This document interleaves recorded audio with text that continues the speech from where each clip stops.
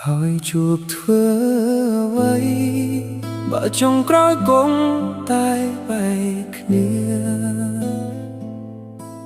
បេះដូងបងសួរខ្លួនឯងរាល់ថ្ងៃតែគ្មានចម្លើយ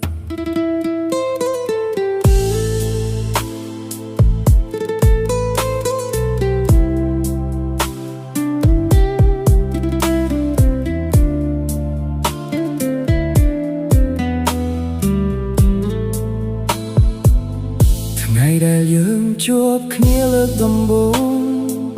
បងគិតថាវាជាសំណាងមិនដែលគិតថាចុងក្រោយវានឹងคล้ายជាស្នាមរបួសជ្រៅស្នាមញញឹមមន្តធ្វើឲ្យបងជឿ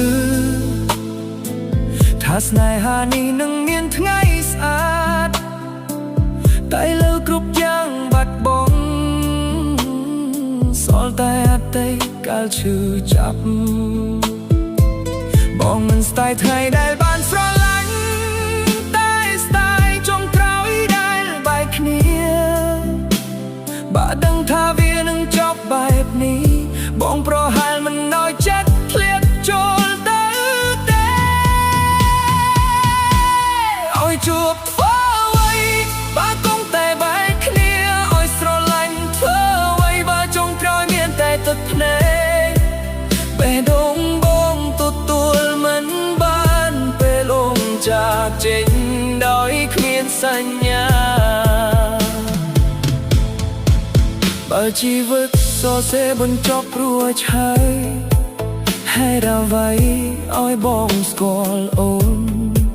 ស្នេហ៍មួយដែលធ្លាប់ស្រស់ស្អាតឥឡូវคล้ายជាការឈឺមិនអាចជាបាន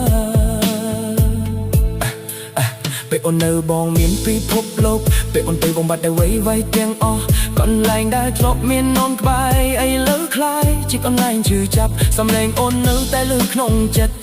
ទោះអូនមិននៅជាមួយប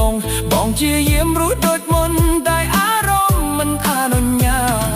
តបើអាចត្រឡប់ទៅដើមវិញ